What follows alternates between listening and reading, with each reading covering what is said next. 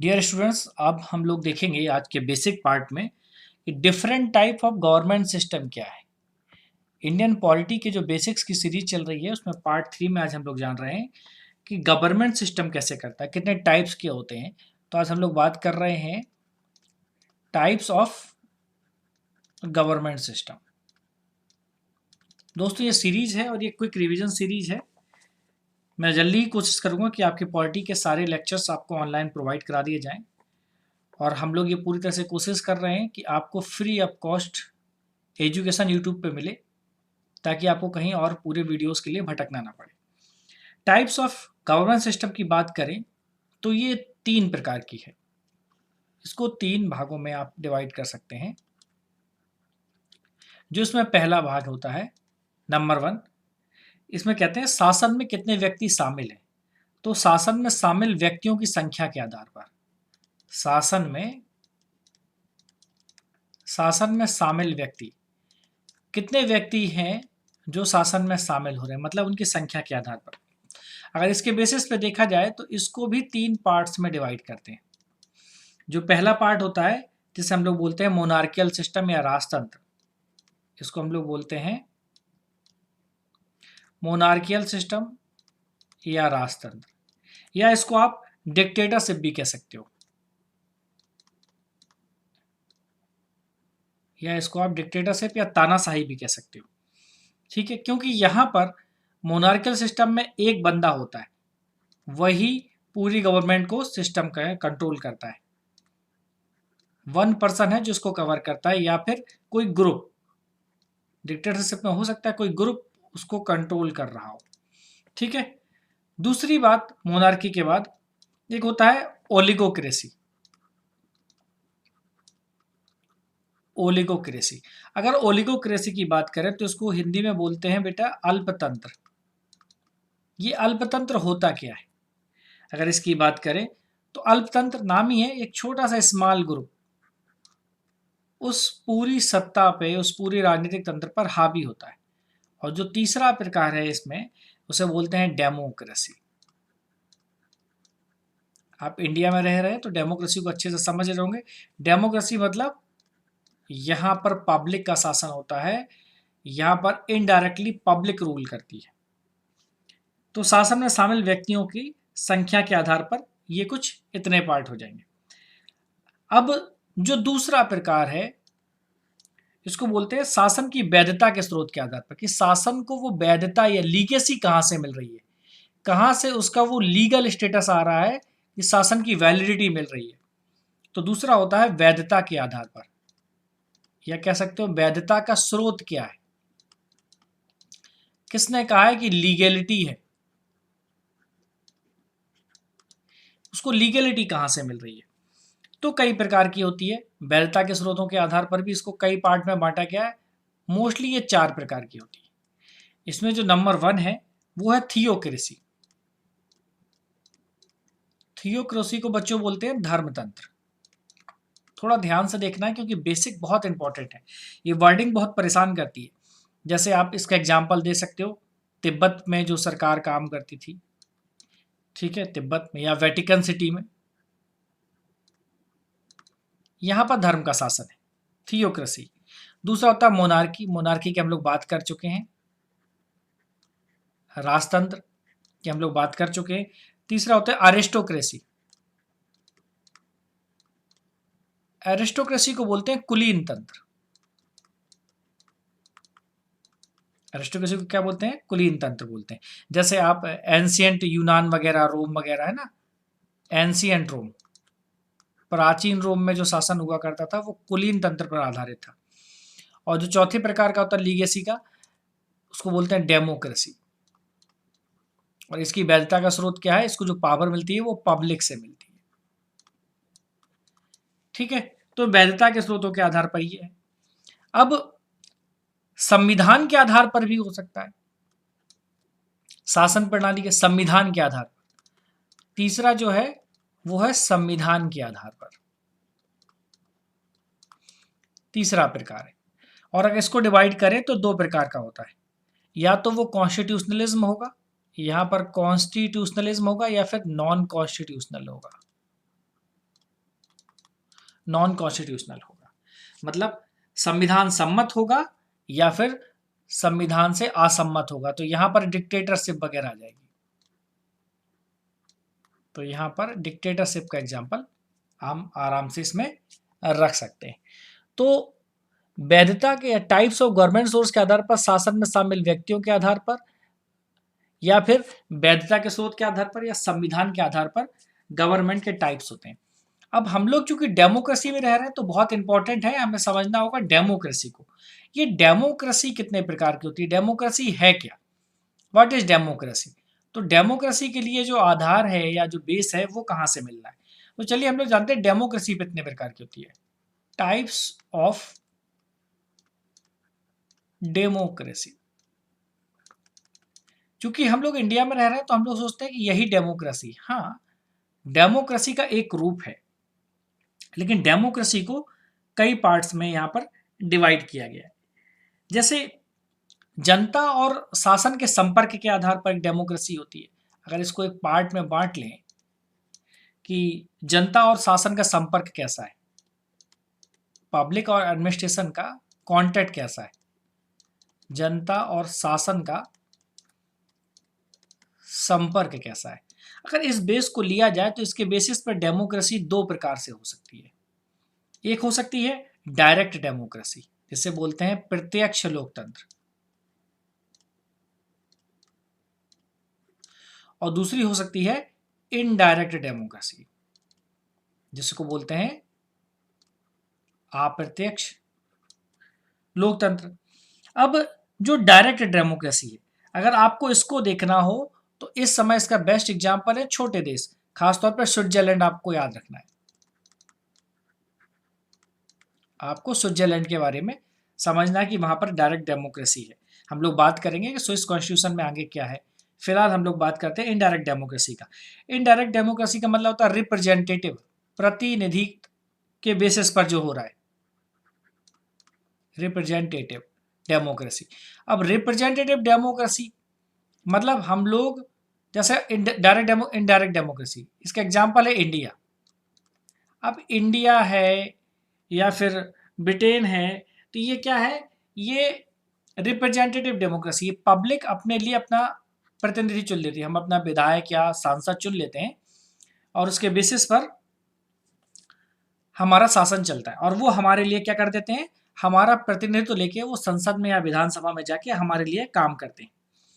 तो जनता और शासन के बेस पर तो ये हो गया। एक टाइप ऑफ डेमोक्रेसी में दूसरा प्रकार है विचारधारा के आधार पर। विचारधारा के आधार पर कैसे हो सकती है डेमोक्रेसी। अब विचारधारा के आधार पर डेमोक्रेसी तीन प्रकार की हो सकती है। पहली हो सकती है लिबरल, जैसे हम लोग कहते हैं उदारवादी डेमोक्रेसी। जैसे आप ऑस्ट्रेलिया में देखते हो या जर्मनी में देखते हो, जैसे इसका एग्जांपल लिख सकते हो आप। जर्मनी में हम लोग ऐसा देखते हैं कि लिबरल है ना। ब्रिटेन में देखते हैं, यूएसए में देखते हैं, ऑस्ट्रेलिया में देखते हैं, है ना। तो यहाँ पर क्या है, ये लिबरल टाइप की डेमोक्रेसी। इंडिया में भी लिबरल ही है। दूसरी होती है सोशलिस्ट डेमोक्रेसी। सोशलिस्ट मतलब समाजवादी प्रकार की डेमोक्रेसी। इसका एग्जांपल हम लोग चाइना ले सकते हैं। चाइना अपने आप को सोशलिस्ट डेमोक्रेसी कहता है, लेकिन रियल में वहाँ डेमोक्रेसी नहीं है, लेकिन फिर भी वो अपने आप को डेमोक्रेसी कहता है। एक होती है कम्युनिस्ट, कम्युनिस्ट डेमोक्रेसी, ये समाजवाद पर आधारित होती है। ये इसका एग्जाम्पल हम लोग डाल सकते हैं 1991 से पहले वाला यूएसएसआर, यहाँ पर कम्युनिस्ट डेमोक्रेसी थी। ठीक है। अब हम लोग जो लिबरल डेमोक्रेसी में होता है, वहां पर क्या होता है, किसी भी पर्सन का, लिबरल डेमोक्रेसी की जब भी बात की जाए तो मतलब पर्सन या फिर किसी इंडिविजुअल कह सकते हो आप, मतलब किसी भी व्यक्ति का। इंडिविजुअल मतलब व्यक्ति, पर्सन मतलब भी व्यक्ति। इसका व्यू इंपॉर्टेंट होता है, इसके विचार महत्व रखता है। इसमें लिबरल में किसी भी व्यक्ति का विचारों को महत्व देते हैं, विचारों को महत्व दिया जाता है। ये बहुत इंपॉर्टेंट चीज है लिबरल डेमोक्रेसी की। जैसे हम लोग इंडिया की बात करते हैं यूएसए की बात करते हैं, यहाँ पर विचारों को ज़्यादा महत्व देते हैं लिबरल डेमोक्रेसी में। इसी प्रकार टाइप्स ऑफ डेमोक्रेसी में एक और है, तीसरा तीसरा टाइप है। उस तीसरे टाइप को हम लोग बोलते हैं, जो थर्ड टाइप है वो है विधायिका और कार्यपालिका के संबंधों के आधार पर, कि विधायिका मतलब लेजिस्लेचर और एग्जीक्यूटिव के मध्य रिलेशन कैसा है, विधायिका और कार्यपालिका के संबंध कैसे हैं। इसके बेसिस पर भी डेमोक्रेसी अलग अलग होती है। जैसे इसके बेसिस पर डेमोक्रेसी को दो पार्ट में बांटा गया है। पहली है पार्लियामेंट्री डेमोक्रेसी और दूसरी है प्रेसिडेंशियल।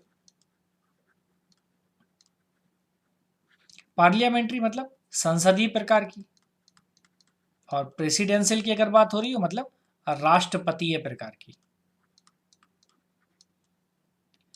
अब पार्लियामेंट वाले में क्या है, यहां पर संसद सर्वोच्च है, और यहां पर प्रेसिडेंशियल में यहां पर राष्ट्रपति सर्वोच्च है।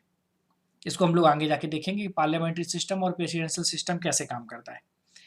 ठीक है, अब एक और प्रकार है डेमोक्रेसी का, जो फोर्थ टाइप है, केंद्र और राज्यों के संबंधों के आधार पर, केंद्र और राज्यों के रिलेशन के बेस पर, केंद्र और राज्यों के रिलेशन के आधार पर। ठीक है, अब उसके बेसिस पर ये डेमोक्रेसी कैसी है, अगर इसको आप जानना चाहें कि इसके बेसिस पर इस डेमोक्रेसी का क्या रूप है या ये कैसे काम करती है, तो इसके लिए हमें थोड़ा सा इसके आधार को समझना होगा, या इसके बेस को समझने की कोशिश हमें यहाँ पर करनी होगी, जो बहुत ही इम्पॉर्टेंट है। अगर इस बेसिस पे देखा जाए तो फिर वो डेमोक्रेसी कैसी है इसको समझना होगा, कि वो को फेडरल है या फिर फेडरल है या यूनिटरी है। अगर इसके बेसिस पे देखा जाए तो ये भी 3 प्रकार की है, और इन तीनों प्रकार को हम लोग फिर डिवाइड कर लेते हैं। ये 3 प्रकार की होती है।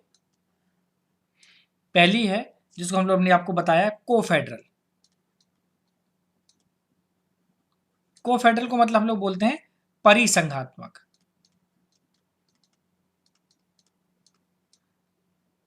क्या ये परिसंघात्मक है, को फेडरल है, या फिर फेडरल है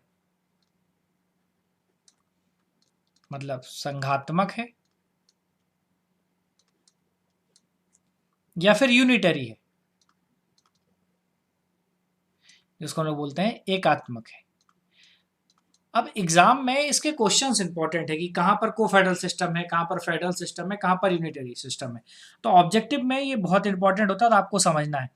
अब जो को फेडरल है या जो परिसंघात्मक सिस्टम है, ये यूएसएसआर में पाया जाता था पहले, पुराना रूस 1991 से पहले आप विभाजित रूस में।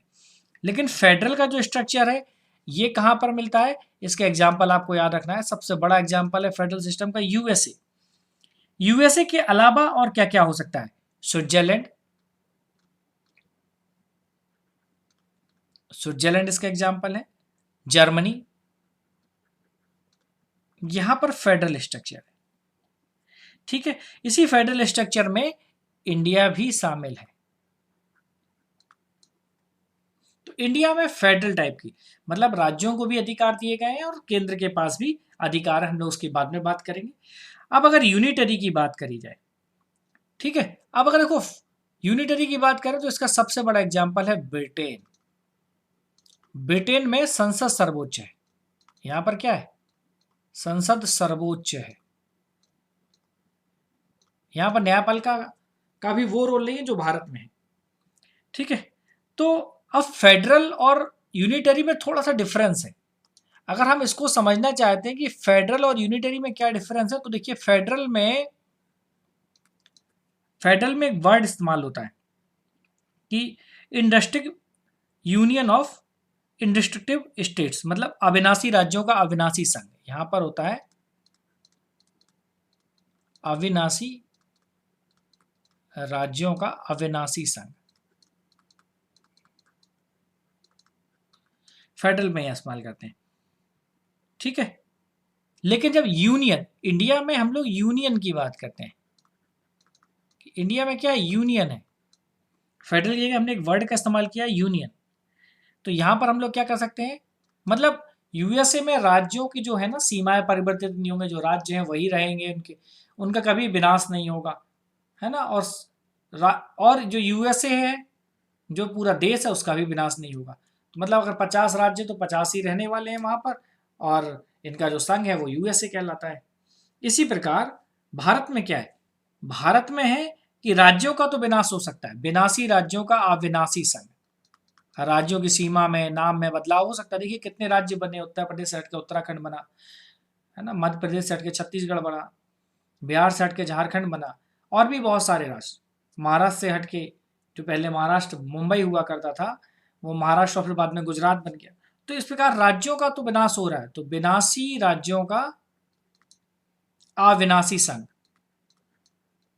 अविनाशी संघ मतलब संघ का विनाश नहीं हो रहा, संघ अडिग है, स्थायी है, ठीक है, इसका विभाजन नहीं हो सकता, इसका विनाश नहीं हो सकता। लेकिन राज्यों का विनाश हो सकता है, राज्यों की सीमा को बदल सकते हैं, राज्यों में एक दूसरे को जोड़ सकते हैं, सीमा को घटा बढ़ा सकते हैं। तो इसके बेसिस पर अब एक और प्रकार है डेमोक्रेसी का, जो फिफ्थ प्रकार है, जो पांचवा प्रकार है, वो है संख्या के आधार पर। वो संख्या के आधार पर क्या, पार्टियों की संख्या कितनी है, कि मतलब यहां पर सिंगल पार्टी सिस्टम है कहीं पर, जैसे चाइना में सिंगल पार्टी सिस्टम है, कहीं कहीं पर टू पार्टी सिस्टम है, जैसे ब्रिटेन में, है ना, यूएसए में भी, और कहीं पर मल्टी पार्टी सिस्टम है ना, जैसे इंडिया में। तो पार्टियों की संख्या के आधार पर भी डेमोक्रेसी को डिसाइड किया जा सकता है। तो डिफरेंट टाइप्स ऑफ गवर्नमेंट के फॉर्म्स और टाइप ऑफ डेमोक्रेसी को समझा। नेक्स्ट वीडियो में हम लोग थोड़ा सा जानेंगे कि जो पॉलिटिकल सिस्टम में जो इंपॉर्टेंट कंट्रीज हैं, उससे हमने या इंडियन कॉन्स्टिट्यूशन ने क्या क्या लिया है। तो हम लोग नेक्स्ट वीडियो में उसी चीज़ को समझने की कोशिश करेंगे। तो नेक्स्ट क्लास में ये जानेंगे कि ब्रिटेन के पॉलिटिकल सिस्टम से, या यूएसए के पॉलिटिकल सिस्टम से, या किसी भी दुनिया के पॉलिटिकल सिस्टम से भारत के संविधान में क्या क्या चीज़ें ली गई। उम्मीद करता हूँ कि आपको वीडियो पसंद आया होगा। अगर पसंद आया तो लाइक, शेयर और सब्सक्राइब करना ना भूलें। Thank you.